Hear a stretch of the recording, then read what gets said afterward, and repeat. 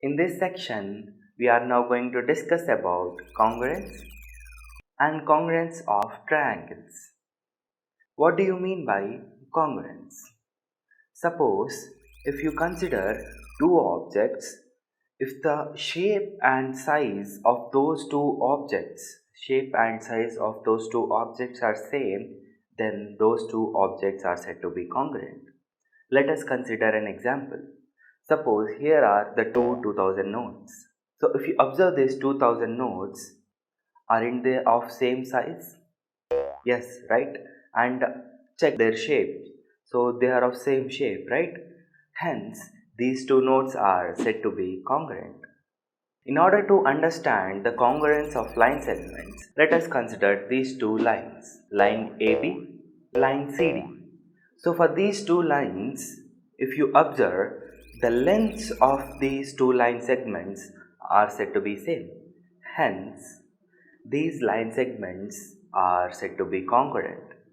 Now, if you want to understand the congruence of triangles, let us go to Egypt. Wow, I'm in Egypt. Here, if you observe, there are so many pyramids. Do you know the interesting property of these pyramids? Let us consider a pyramid. Suppose here, if you observe this pyramid. So, this pyramid has an interesting property.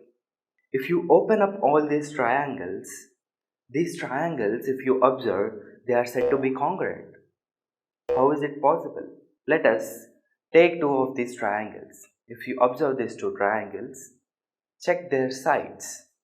So if you observe these sides, all the sides of the triangles are said to be same.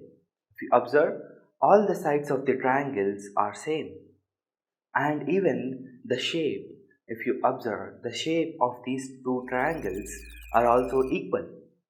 Hence, these two triangles are said to be congruent. So if you want to check the congruence of these two triangles, you can put one of the triangle over the other. They will be exactly overlapping one another. So these two triangles are said to be congruent.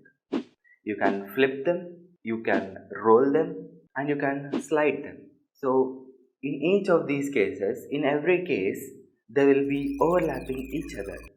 Hence, the triangles are said to be congruent. So the exact definition for the triangles to be congruent is, we have these two labeled triangles, triangle ABC and triangle PQR.